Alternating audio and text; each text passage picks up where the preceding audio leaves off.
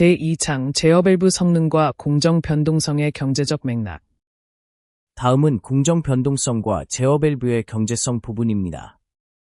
이번 장에서는 제어 밸브의 성능과 그것이 공정 변동성에 미치는 영향에 대하여 소개드리고자 합니다. 오늘날 제조업은 극심한 경제적 압박을 받고 있습니다. 시장의 세계화로 신흥국의 낮은 임금과 원자재 비용에 맞서 제조 원가를 줄여야 하는 강한 압력이 생겼고, 국제 기업들은 더 적은 자원으로 최고 품질의 제품을 만들면서 플랜트 처리량을 극대화하려 경쟁합니다. 이 모든 과제를 공공정책과 규제를 준수하면서 달성해야 합니다. 주주에게 만족스러운 수익을 돌려주려면 원자재비와 스크랩 비용을 줄이고 생산성을 높여야 하는데, 그 핵심 수단이 바로 공정 변동성의 감소입니다.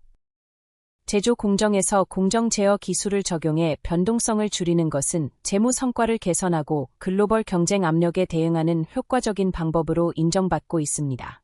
기업의 기본 목표는 품질 제품을 생산해 이익을 내는 것이며, 품질 제품이란 정해진 규격에 부합하는 제품을 말합니다. 규격에서 벗어나면 자재를 과다 사용하거나 재가공 비용이 들거나 제품을 폐기하게 되어 곧 손실로 이어집니다. 따라서 공정 제어를 개선하면 큰 재무적 효과를 얻습니다. 더 나은 제어로 변동성을 줄이면 공정을 최적화하고 처음부터 제대로 된 제품을 만들 수 있습니다. 한편 원자재와 생산 공정에 내재된 비균일성은 변동을 일으키는 일반 원인에 해당합니다. 공정 변수는 설정점을 기준으로 위와 아래로 모두 변합니다. 일반 원인에 의한 변동만 존재하는 관리 상태의 공정은 보통 그림 2일처럼 종 모양의 정규 분포를 따릅니다. 이 분포에서 통계적으로 산출한 값의 밴드를 플러스 마이너스 2시그마 밴드라고 부르며, 이는 설정점으로부터 공정 변수 편차가 퍼진 폭, 즉 공정의 변동성을 나타냅니다. 이것은 공정이 얼마나 단단히 제어되고 있는지를 재는 척도입니다. 공정 변동성은 1장에 정의된 대로 제어 단단함의 정밀한 척도이며 설정점에 대한 백분율로 표현됩니다. 예를 들어 제품이 어떤 하한 규격을 만족해야 한다면 설정점을 그 하한보다 2시그마 위에 잡아야 합니다. 공정 내에서 발생하는 변동성의 양상을 보여주는 도표입니다. 설정점을 하한보다 2시그마 위에 두면 하한 오른쪽에서 생산된 모든 제품이 품질 규격을 만족하게 됩니다. 그런데 문제는 그림 2일의 위쪽 분포처럼 상당수 제품이 규격이 요구하는 수준보다 훨씬 높게 만들어지면서 돈과 자원이 낭비된다는 점입니다. 가장 바람직한 해법은 더 작은 시그마를 낼 수 있는 제어 밸브로 바꾸어 그림 2일 아래쪽 분포처럼 설정점 주위의 편차 3포 자체를 줄이는 것입니다. 변동성을 줄이는 일은 사업 목표 달성의 열쇠이며, 많은 기업이 이를 알고 변동성 감소 문제를 풀기 위해 계측 장비에 수십만 달러를 투자하는 일도 드물지 않습니다. 다음은 제어 밸브 성능 시험 및 데드밴드 분석 부분입니다. 안타깝게도 이 노력에서 제어 밸브는 자주 간과됩니다. 동적 성능에 미치는 영향이 제대로 인식되지 않기 때문입니다. 제어 루프를 폭넓게 조사한 연구에 따르면 무려 80%에 이르는 루프가 변동성 감소를 제대로 해내지 못했고, 여러 이유로 제어 밸브가 이 문제의 주요 기여 요인으로 밝혀졌습니다. 성능을 검증하려면 제조사는 제품을 동적인 공정 조건에서 시험해야 하며, 이는 보통 유동 시험실에서 실제 페루프 제어 상태로 수행됩니다. 그림 2가 그 시험 루프입니다. 제어 밸브 어셈블리를 페루프 조건에서 평가하는 것만이 변동성 성능을 재는 유일한 참된 척도를 제공합니다. 밸브의 성능을 측정하기 위해 설계된 테스트 루프의 전체 구성입니다. 그림 2의 성능 시험 루프에서 얻은 페루프 데이터는 용도에 맞는 올바른 제어 밸브를 선택하면 공정 변동성을 유의미하게 줄일 수 있음을 입증합니다. 제어 밸브가 변동성을 줄이는 능력은 여러 인자에 달려 있어 고립된 하나의 파라미터만으로 판단해서는 안 됩니다. 업계 연구는 밸브와 액추에이터, 포지셔너를 포함한 최종 제어 요소의 설계 특성이 동적 조건에서 좋은 공정 제어를 얻는데 매우 중요하다는 것을 밝혔습니다. 무엇보다 중요한 점은 제어 밸브 어셈블리를 하나의 단위로 최적화하고 개발해야 한다는 것입니다. 완전한 어셈블리로서 설계되지 않은 밸브 구성품들은 대개 최선의 동적 성능을 내지 못합니다. 제어 밸브 성능을 결정하는 핵심 설계 요소들에 대하여 소개드리고자 합니다. 우수한 밸브 설계가 무엇으로 구성되는지를 이해하기 위해 이 장에서는 세 가지 설계 특성을 다룹니다. 첫째는 데드밴드, 둘째는 액추에이터와 포지셔너 설계, 셋째는 밸브 형식과 사이징입니다. 이 가운데 데드밴드는 공정 변동성을 과도하게 키우는 주요 원인입니다. 제어 밸브 조립체는 마찰, 백내시, 축 비틀림, 릴레이나 스풀 밸브의 불감대 같은 여러 원인 때문에 계측 루프 안에서 데드밴드의 1차적인 발생원이 될 수 있습니다. 데드밴드란 입력 신호가 방향을 반대로 바꿀 때 제어기 출력 시후 값의 어떤 범위, 즉 밴드가 측정되는 공정 변수 PV의 변화를 전혀 만들어내지 못하는 일반적인 현상을 말합니다. 부하 외란이 발생하면 공정 변수 PV는 설정점에서 벗어나게 됩니다. CO와 PV 같은 용어의 정의는 1장을 참고하시면 됩니다. 앞서 설명한 공정 변수의 편차는 곧바로 보정 동작으로 이어집니다. 설정점에서 벗어난 편차가 제어기를 통해 보정 동작을 개시하고 이 동작은 다시 공정 전체를 거쳐 되먹임됩니다. 결과적으로 외란이 공정 변수 편차를 만들고 그 편차가 제어기의 보정 출력을 일으키며 그 출력이 다시 공정에 반영되는 페루프 흐름이 형성됩니다. 데드밴드가 어떻게 보정 동작을 지연시키는지 그 원리를 설명드리겠습니다. 제어기 출력이 처음 변하더라도 공정 변수에는 그에 대응하는 보정 변화가 전혀 나타나지 않을 수 있습니다. 제어기 출력이 데드밴드를 완전히 통과할 만큼 충분히 변한 다음에야 비로소 공정 변수에 대응 변화가 생깁니다. 따라서 제어기 출력이 방향을 반대로 바꿀 때마다 제어 신호는 어떤 보정 변화가 일어나기 전에 먼저 데드밴드를 통과해야 합니다. 공정 안에 데드밴드가 존재한다는 것은 공정 변수의 설정점 편차가 그 밴드를 빠져나갈 만큼 충분히 커질 때까지 점점 증가해야 한다는 뜻이고 그때가 되어서야 보정 동작이 일어날 수 있습니다. 데드밴드의 원인은 여러 가지지만 밸브의 마찰과 백넷이, 로터리 밸브에서의 축 비틀림, 그리고 릴레이 불감대가 비교적 흔한 형태입니다. 이제 미세 신호에 대한 응답성과 실제 측정 데이터에 대하여 소개드리겠습니다. 규제 제어에서 대부분의 제어 동작은 1% 이하의 작은 변화로 이루어집니다. 그렇기 때문에 데드밴드가 과도한 제어 밸브는 이런 작은 변화의 상당수에 아예 반응하지 못합니다. 잘 설계된 밸브라면 1% 이하의 신호에도 응답해서 공정 변동성을 효과적으로 줄여야 합니다. 그러나 일부 밸브는 데드밴드가 5% 이상에 달하는 경우도 드물지 않습니다. 최근 한 공장 감사에서는 밸브의 30%가 4%를 초과하는 데드밴드를 가지고 있었고, 감사한 루프의 65% 이상이 2%를 넘는 데드밴드를 보였습니다. 그림 2-3은 데드밴드의 결합 효과가 얼마나 극적인지를 보여줍니다. 이 그림은 세 종류의 서로 다른 제어 밸브를 정상 공정 조건에서 게루프 시험한 결과로 밸브에는 0.5%부터 10%까지에 이르는 일련의 스텝 입력이 인가됩니다. 불감대, 불변구역의 발생이 밸브의 응답성과 제어 정밀도에 주는 영향을 나타냅니다.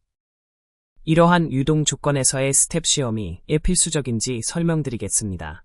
이런 유동 조건의 스텝 시험은 밸브 액추에이터 조립체만이 아니라 밸브 조립체 전체의 성능을 평가할 수 있게 해줍니다. 대부분의 벤치 시험 조건에서는 액추에이터 부분만 평가되기 때문입니다. 일부 밸브 조립체 성능 시험은 액추에이터 스템 편이 대 입력 신호만을 비교하는데 이는 밸브 자체의 성능을 무시하기 때문에 오해를 불러일으킵니다. 따라서 유동 조건에서 밸브의 동적 성능을 측정해 공정 변수의 변화를 밸브 조립체 입력 신호의 변화와 직접 비교하는 것이 매우 중요합니다. 밸브 입력 변화에 대해 밸브 스텝만 움직인다 해도 제어되는 변수에 대응하는 변화가 없다면 공정 변수에는 어떤 보정도 일어나지 않으므로 그 자체로는 거의 의미가 없습니다. 그림 2-3의 세 밸브 시험 결과를 비교해 설명드리겠습니다. 세 밸브 모두에서 액추에이터 스템의 움직임은 입력 신호 변화에 비교적 충실하게 따라갑니다. 반면 입력 신호 변화에 맞춰 실제 유량을 변화시키는 능력은 각 밸브마다 극적으로 다릅니다. 밸브 A의 경우 공정 변수인 유량이 0.5% 정도로 낮은 입력 신호에도 잘 반응합니다. 이에 비해 밸브 B는 충실한 응답을 시작하기까지 더 큰 입력 신호 변화를 필요로 하는데 뒤이은 내용에서 그 값이 5%로 제시됩니다. 이렇게 스템 응답과 유량 응답을 분리해 비교하면 겉으로는 비슷해 보이는 밸브들 사이의 실제 성능 차이가 분명하게 드러납니다. 앞선 시험에서 본 세 밸브의 응답 차이에 대하여 더 구체적으로 소개드리고자 합니다. 밸브 B는 입력 신호 변화가 5%에 이르러야 각 스텝 입력에 충실하게 응답하기 시작합니다. 밸브 C는 이보다 훨씬 나빠서 10%에 이르는 신호 변화가 있어야 비로소 각 스텝에 충실히 반응합니다. 결국 밸브 B나 밸브 C는 공정 변동성을 줄이는 능력이 매우 떨어집니다. 이런 불감대의 주된 원인은 마찰입니다.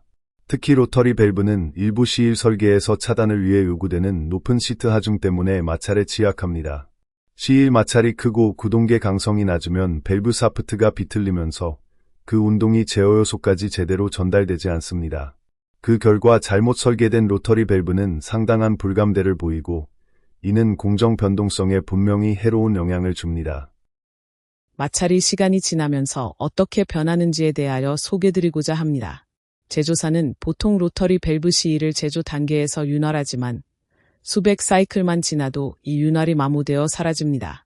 게다가 압력에 의해 유발되는 하중도 C1 마모를 일으킵니다. 그 결과 일부 밸브 설계에서는 밸브 마찰이 400% 이상 증가하기도 합니다. 이는 토크가 안정화되기 전에 벤치 시험 데이터로 제품을 평가할 때 얼마나 오해를 부르는 결론이 나올 수 있는지를 보여줍니다. 밸브 B와 밸브 C가 바로 이렇게 높아진 마찰 토크가 밸브 성능에 미치는 파괴적인 영향을 보여줍니다. 한편 슬라이딩 스템 밸브에서는 패킹 마찰이 마찰의 1차적 원인입니다. 이 형식의 밸브에서는 측정되는 마찰이 밸브 양식과 패킹 구성에 따라 크게 달라지며 액추에이터 양식도 제어 밸브 조립체의 마찰에 큰 영향을 줍니다. 액추에이터 형식이 마찰에 미치는 영향에 대하여 소개드리고자 합니다. 일반적으로 스프링 다이어프램 액추에이터는 피스톤 액추에이터보다 제어 밸브 조립체에 기여하는 마찰이 적습니다. 또 다른 장점은 마찰 특성이 시간이 지나도 더 균일하게 유지된다는 점입니다. 반면 피스톤 액추에이터는 가이드면과 오링이 마모되고 윤활이 실패하며 엘라스토머가 열어하면서 마찰이 크게 증가하는 경향이 있습니다. 따라서 지속적으로 좋은 성능을 유지하려면 피스톤 액추에이터는 스프링 다이어프램 액추에이터보다 더 자주 유지보수가 필요합니다. 만약 그 유지보수가 이루어지지 않으면 운전자가 알아채지 못한 사이에 공정 변동성이 급격히 나빠질 수 있습니다. 이어서 백내시는 기계적 연결부의 헐거움이나 유격을 가리키는 말로 장치가 방향을 바꿀 때 운동의 불연속을 일으킵니다. 백내시가 주로 어디에서 생기는지, 그리고 불감대를 어디까지 줄여야 하는지에 대하여 소개드리고자 합니다. 백내시는 여러 형식의 기어 구동부에서 흔히 나타납니다. 특히 렉앤피니언 액추에이터는 백내시로 인한 불감대에 매우 취약합니다. 밸브 사프트 연결부에서도 불감대 효과가 나타나는데 스플라인 연결은 키 사프트나 더블 D 설계보다 불감대가 훨씬 적습니다. 마찰은 좋은 밸브 설계로 상당히 줄일 수 있지만 완전히 없애기는 어려운 현상입니다. 그러나 잘 설계된 제어 밸브라면 백내시와 사프트 와인드업에서 비롯되는 불감대는 사실상 제거할 수 있습니다. 공정 변동성 저감 측면에서 최선의 성능을 내려면 전체 밸브 조립체의 총 불감대는 1% 이하여야 하며 이상적으로는 0.25%까지 낮추는 것이 좋습니다. 다음은 포지셔너 및 액추에이터 동적 특성 부분입니다. 액추에이터와 포지셔너 설계를 어떻게 다뤄야 하는지에 대하여 소개드리고자 합니다. 액추에이터와 포지셔너의 설계는 반드시 함께 고려되어야 합니다. 이 두 기기의 조합은 불감대로 대표되는 정적 성능뿐만 아니라 제어 밸브 조립체의 동적 응답, 그리고 밸브 개장 전체의 공기 소비량에까지 크게 영향을 줍니다. 그래서 둘을 따로 떼어 생각할 수 없습니다. 오늘날 명시되는 제어 밸브 적용의 대부분에는 포지셔너가 사용되고 있습니다. 포지셔너가 어떤 역할을 하며 그 이득이 무엇으로 구성되는지에 대하여 소개드리고자 합니다. 포지셔너는 정밀한 위치 정확도를 제공하고 기존의 디지털 제어 시스템과 함께 쓰일 때 공정 열환에 더 빠르게 응답하게 해줍니다. 공정 제어의 경제적 성능이 점점 강조되는 만큼 공정 최적화가 중요한 모든 밸브 적용에서는 포지셔너를 고려하는 것이 좋습니다. 공정 변동성 저감을 위한 좋은 포지셔너의 가장 중요한 특성은 높은 이득을 갖는 장치라는 점입니다. 포지셔너 이득은 두 부분, 즉 정적 이득과 동적 이득으로 이루어집니다. 정적 이득은 0.125% 이하의 작은 입력 신호 변화를 감지하는 장치의 민감도와 관련됩니다. 장치가 이런 작은 신호 변화에 민감하지 않으면 공정 변수의 미세한 열환에는 응답할 수 없습니다. 포지셔너가 갖춰야 할 두 번째 개인인 동적 개인에 대하여 소개드리고자 합니다. 앞서 다룬 높은 정적 개인은 전치증 폭기를 통해 얻어지는데 그 역할은 고급 음향기기에 들어있는 프리앰프와 기능적으로 비슷합니다. 많은 공합 포지셔너에서는 노즐 플래퍼나 이와 유사한 장치가 바로 이 높은 정적 개인의 전치증 폭기 역할을 맡습니다. 그런데 정적 개인이 높은 전치증 폭기가 프로세스 변수의 변화를 감지했다고 끝나는 것이 아닙니다. 포지셔너는 곧바로 밸브의 폐쇄 부재를 빠르게 움직여서 프로세스 변수의 적시에 보정 동작을 가할 수 있어야 합니다. 액추에이터와 밸브 조립체를 신속하게 새 위치로 이동시키려면 상당한 동력이 필요합니다. 다시 말해 포지셔너가 액추에이터에 많은 양의 공기를 빠르게 공급해 즉각적으로 응답하도록 만들어야 하는데 이 능력이 바로 포지셔너의 높은 동적 개인에서 나오는 것입니다. 이번에는 전력 증폭기 단과 스풀 밸브 포지셔너의 한계에 대하여 소개드리고자 합니다. 포지셔너의 전치 증폭기는 정적 개인은 높지만 정작 필요한 동력을 공급하는 능력은 거의 없습니다. 그래서 전치 증폭기 기능은 요구되는 공기 유량을 필요한 만큼 빠르게 공급하는 동적 개인이 높은 전력 증폭기로 보완되어야 합니다. 이 전력 증폭기 기능은 보통 릴레이나 스풀 밸브가 담당합니다. 스풀 밸브 포지셔너는 구조가 단순해서 비교적 널리 쓰입니다. 그런데 안타깝게도 상당수의 스풀 밸브 포지셔너는 이 단순함을 얻기 위해 고개인 전치 증폭기를 설계해서 빼버립니다. 이런 포지셔너의 입력단은 흔히 정적 개인이 낮은 변환기 모듈인데 전기나 공합 입력 신호를 스풀 밸브의 움직임으로 바꿔주기는 하지만 작은 신호 변화에 대한 감도가 대체로 낮습니다. 그 결과로 제어 밸브 조립체의 사구간 시간과 전체 응답 시간이 늘어나게 됩니다. 고개인 스풀 밸브의 공기 소비 문제와 릴레이식 2단 포지셔너에 대하여 소개드리고자 합니다. 일부 제조사는 이런 장치의 낮은 성능을 보완하려고 포트를 키우고 포트의 중첩을 줄인 스풀 밸브를 사용합니다. 이렇게 하면 장치의 동적 동력 개인이 높아져서 액추에이터와 잘 정합될 경우 어느 정도 성능에 도움이 됩니다. 하지만 동시에 이런 고개인 스풀 밸브의 공기 소비량은 크게 늘어납니다. 실제로 많은 고개인 스풀 밸브 포지셔너는 정적 계기 공기 소비량이 전형적인 고성능 2단 포지셔너의 5배에 달합니다. 반면 일반적인 2단 포지셔너는 전력 증폭단에 공합 릴레이를 사용합니다. 릴레이가 선호되는 이유는 높은 동력 게인을 제공해 우수한 동적 성능을 내면서도 정상 상태에서의 공기 소비는 최소로 유지하기 때문입니다. 게다가 릴레이는 유체 오염에도 비교적 덜 민감하다는 장점이 있습니다. 마이크로 프로세서 기반 포지셔너의 부상에 대하여 소개드리고자 합니다. 포지셔너 설계는 지금 매우 빠르게 변화하고 있으며 마이크로 프로세서 방식의 장치가 점점 더 널리 쓰이고 있습니다. 이에 관한 상세한 내용은 사장에서 다룹니다. 이 마이크로 프로세서 기반 포지셔너는 최고 수준의 통상형 2단 공합 포지셔너에 견줄 만한 동적 성능을 제공합니다. 또한 밸브의 상태를 감시하고 진단하는 기능까지 갖추고 있어서 처음에 확보한 양호한 성능이 사용하면서 점차 저하되는 일이 없도록 도와줍니다. 포지셔너에 관한 정리와 밸브 응답 시간의 개념에 대하여 소개드리고자 합니다. 요약하면 정적 게인과 동적 게인이 모두 높은 고성능 포지셔너가 주어진 밸브 조립체에서 가장 우수한 프로세스 변동성 성능을 제공합니다. 이제 밸브 응답 시간으로 넘어가겠습니다. 많은 공정을 최적으로 제어하려면 밸브가 특정 위치에 신속히 도달하는 것이 중요합니다. 특히 1% 이하의 작은 신호 변화에 빠르게 응답하는 능력은 최적 제어를 결정짓는 가장 중요한 요인 중 하나입니다. 자동 규제 제어에서는 컨트롤러가 보내는 신호의 대부분이 위치의 작은 변화에 대한 것이기 때문입니다. 제어 밸브 조립체가 이런 작은 변화에 신속히 응답할 수 있다면 프로세스 변동성이 개선됩니다.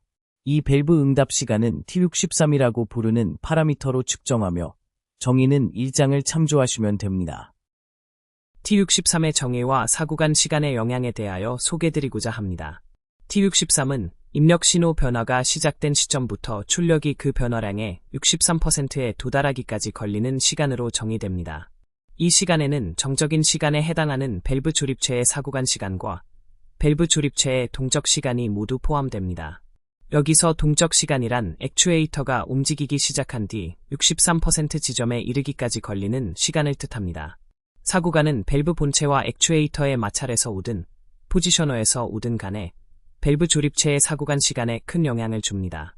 따라서 사구간 시간은 가능한 한 작게 유지하는 것이 중요하며 일반적으로 전체 밸브 응답 시간의 3분의 1을 넘지 않아야 합니다. 다만 사구간 시간과 프로세스 시정수 사이의 상대적인 관계가 무엇보다 결정적이라는 점을 유념해야 합니다. 제어 밸브의 데드타임과 스트로크 방향 일관성에 대하여 소개드리고자 합니다. 밸브 어셈블리가 프로세스 시간 상수가 데드타임에 근접하는 빠른 루프에 설치되면 데드타임이 루프 성능을 극적으로 좌우합니다. 이런 빠른 루프에서는 데드타임이 가능한 한 작은 제어기기를 선정하는 것이 결정적입니다. 또한 루프 튜닝 측면에서는 밸브가 열리는 방향과 닫히는 방향 양쪽에서 데드타임이 비교적 일정한 것이 중요합니다. 그런데 일부 밸브 어셈블리 설계는 한쪽 스트로크 방향의 데드타임이 반대 방향보다 3배에서 5배까지 길어집니다. 이런 거동은 통상 포지셔너 설계의 비대칭적 특성에서 비롯되며 전체 성능을 위한 루프 튜닝 능력을 심하게 제한합니다. 데드타임이 지나고 밸브가 응답을 시작하면 밸브 응답 시간의 나머지 부분은 밸브 어셈블리의 동적 시간이 만들어냅니다. 이번에는 동적 시간과 포지셔너 및 액추에이터 정합에 대하여 소개드리고자 합니다. 동적 시간은 주로 포지셔너와 액추에이터 조합의 동적 특성으로 결정됩니다.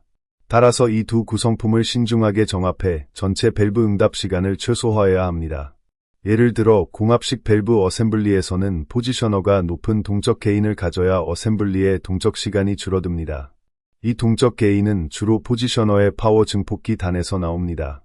다시 말해 포지셔너의 릴레이나 스풀 밸브가 액추에이터의 대용량 공기를 더 빠르게 공급할수록 밸브 응답 시간이 빨라집니다. 다만 이 높은 동적 게인의 파워 증폭기는 정적 공기 소모를 줄이기 위한 의도적 데드밴드가 설계되어 있지 않는 한 데드타임에는 거의 영향을 주지 않습니다. 물론 액추에이터 자체의 설계도 동적 시간에 크게 영향을 줍니다. 액추에이터 최적과 동적 게인 사이의 상충에 대하여 소개드리고자 합니다. 채워야 할 액추에이터 공기 챔버의 최적이 클수록 밸브 응답 시간은 느려집니다. 그러면 액추에이터 최적을 최소화하고 포지셔너의 동적 파워 게인을 최대화하는 것이 해법처럼 보입니다. 하지만 실제로는 그렇게 간단하지 않습니다. 이것은 안정성 관점에서 위험한 조합이 될 수 있습니다.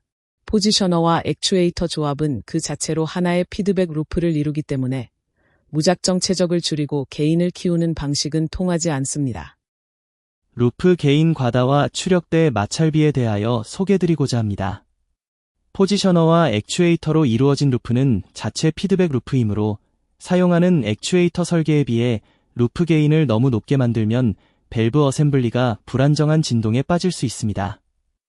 또한 액추에이터 최적을 줄이면 추력대 마찰비에 악영향을 줍니다. 이 비가 낮아지면 밸브 어셈블리의 데드밴드가 커지고 그 결과 데드타임이 증가합니다. 만약 특정 적용에서 전체 추력대 마찰비가 충분하지 않다면 한 가지 방안은 다음 크기의 액추에이터를 사용하거나 액추에이터로 가는 압력을 높여 추력 능력을 키우는 것입니다. 이렇게 추력대 마찰비를 높이면 데드밴드가 줄어 어셈블리의 데드타임을 줄이는 데 도움이 됩니다. 다만 이 두 가지 대안 모두 액추에이터에 더 많은 양의 공기를 공급해야 한다는 점을 유의해야 합니다. 피스톤 액추에이터의 응답 시간 상충에 대하여 소개드리고자 합니다. 공기 공급량을 늘리는 대가로 동적 시간이 늘어나 밸브 응답 시간이 나빠질 수 있습니다. 액추에이터 공기 챔버 최적을 줄이는 한 가지 방법은 스프링 다이어프램 액추에이터 대신 피스톤 액추에이터를 쓰는 것인데 이것이 만능 해법은 아닙니다. 피스톤 액추에이터는 보통 스프링 다이어프램보다 추력 능력이 높지만 마찰도 더 높아서 밸브 응답 시간에 문제를 일으킬 수 있습니다. 또 피스톤은 통상 면적이 작기 때문에 필요한 추력을 얻으려면 다이어프램 액추에이터보다 높은 공기압이 필요합니다. 이는 더 많은 양의 공기를 공급해야 함을 뜻하고 그에 따라 동적 시간의 악영향이 따라옵니다. 피스톤 마찰 증가와 공급압의 동적 영향에 대하여 소개드리고자 합니다. 피스톤 액추에이터는 안내면이 많아 정렬이 본질적으로 어렵고 여기에 오링 마찰까지 더해져 마찰이 높은 경향이 있습니다. 이 마찰 문제는 시간이 지나면서 커지는 경향이 있습니다. 오링은 처음에 아무리 좋아도 엘라스토머 재질이라 마모와 환경 조건 탓에 시간이 지나며 열화됩니다. 마찬가지로 안 내면 마모로 마찰이 늘고 윤활이 고갈됩니다. 이런 마찰 문제는 피스톤 액추에이터의 데드밴드를 키우고 늘어난 데드타임을 통해 밸브 응답 시간을 증가시킵니다. 한편 개장 공급압도 밸브 어셈블리의 동적 성능에 큰 영향을 줄 수 있습니다. 예를 들어 포지셔너 게인은 물론 전체 공기 소모에도 극적으로 영향을 줄 수 있습니다. 제어 밸브의 동적 성능을 좌우하는 또 하나의 요소인 공급 압력에 대하여 소개드리고자 합니다. 고정 게인 포지셔너는 보통 특정한 공급 압력에 맞춰 최적화되어 있습니다. 문제는 이 게인이 공급 압력의 좁은 범위에서도 2배 이상 크게 변할 수 있다는 점입니다. 예를 들어 20psig의 공급 압력에 최적화된 포지셔너를 35psig로 올리면 게인이 절반으로 깎이는 일이 생깁니다. 공급 압력은 액추에이터로 전달되는 공기의 양을 결정하고 이 공기량이 다시 스트로킹 속도를 좌우합니다. 또한 공급 압력은 공기 소비량과도 직접 연결되어 있습니다. 다시 말씀드리면 고게인 스풀밸브 포지셔너는 전력 증폭탄의 릴레이를 사용하는 효율 높은 고성능 2단 포지셔너에 비해 최대 5배의 공기를 소비할 수 있습니다. 밸브 어셈블리의 데드타임을 줄이려면 결국 데드밴드를 줄여야 합니다. 데드밴드는 밸브 C1 설계의 마찰, 패킹 마찰, 사프트 와인드업, 그리고 액추에이터나 포지셔너 설계 등 어디서든 발생할 수 있습니다. 앞서 말씀드린 것처럼 마찰은 제어 밸브 데드밴드의 주된 원인입니다. 회전형 밸브에서는 사프트 와인드업 역시 데드밴드에 상당히 기여합니다. 액추에이터의 형식도 제어 밸브 어셈블리의 마찰에 깊은 영향을 줍니다. 일반적으로 스프링 다이어프램 액추에이터는 긴 시간에 걸쳐 보았을 때 피스톤 액추에이터보다 어셈블리에 더 적은 마찰을 더합니다. 이는 점점 커지는 마찰 때문인데 그 구체적인 원인은 다음 내용으로 이어집니다. 피스톤 액추에이터의 마찰 증가는 피스톤 오링 마찰, 정렬 불량, 그리고 윤활 고갈에서 비롯됩니다. 여기서 중요한 점은 높은 정적 게인을 가진 전치증폭기를 갖춘 포지셔너 설계가 데드밴드를 줄이는데 큰 차이를 만든다는 것입니다. 이는 밸브 어셈블리의 분해능 개선에도 상당한 향상을 가져옵니다. 이제 데드밴드와 분해능이 1% 이하인 밸브 어셈블리만으로는 많은 공정 변동성 저감 요구를 충족하지 못합니다. 상당수 공정은 데드밴드와 분해능을 0.25%까지 낮출 것을 요구하며 특히 밸브 어셈블리가 빠른 공정 루프에 설치되는 경우가 그렇습니다. 이런 산업계 연구에서 놀라운 결과 하나가 나왔는데 바로 스프링 다이어프램과 피스톤 액추에이터에 관한 인식의 변화입니다. 오랫동안 공정산업에서는 피스톤 액추에이터가 스프링 다이어프램 액추에이터보다 빠르다는 잘못된 통념이 있었습니다. 연구 결과 이것은 소신호 변화에 대해서는 사실이 아님이 밝혀졌습니다. 이 오해는 여러 해에 걸쳐 밸브의 스트로킹 시간을 시험해 온 경험에서 생겨났습니다. 스트로킹 시간 시험은 보통 밸브 어셈블리에 입력 신호의 100% 계단 변화를 가한 뒤 어느 방향이든 전체 스트로크를 완료하는 데 걸리는 시간을 측정합니다. 피스톤으로 구동되는 밸브는 대부분의 스프링 다이어프램 구동 밸브보다 실제로 더 빠른 스트로킹 시간을 갖는 것이 사실입니다. 그러나 이 시험은 실제 공정제어 상황에서의 밸브 성능을 나타내지 못합니다. 정상적인 공정제어 응용에서 밸브가 전체 작동 범위를 끝까지 스트로크하도록 요구받는 경우는 거의 없기 때문입니다. 실제 현장에서 밸브는 대개 0.25%에서 2% 사이의 위치 변화에만 응답하면 됩니다. 광범위한 밸브 시험 결과 스프링 다이어프램 밸브 어셈블리는 이런 소신호 변화에서 피스톤 구동 밸브를 일관되게 능가하는 것으로 나타났습니다. 그리고 이 소신호 변화야말로 규제 공정 제어 응용을 더 잘 대표합니다. 피스톤 액추에이터의 더 높은 마찰이 소신호에 대한 응답성을 떨어뜨리는 한 가지 요인입니다. 적합한 밸브와 액추에이터, 포지셔너 조합을 고르는 일은 쉽지 않습니다. 단순히 물리적으로 호환되는 조합을 찾는 문제가 아닙니다. 루프에서 최상의 동적 성능을 끌어내려면 밸브 어셈블리의 사이징과 선정의 우수한 엔지니어링 판단이 반드시 들어가야 합니다. 다음은 밸브 유량 특성 및 게인 분석 부분입니다.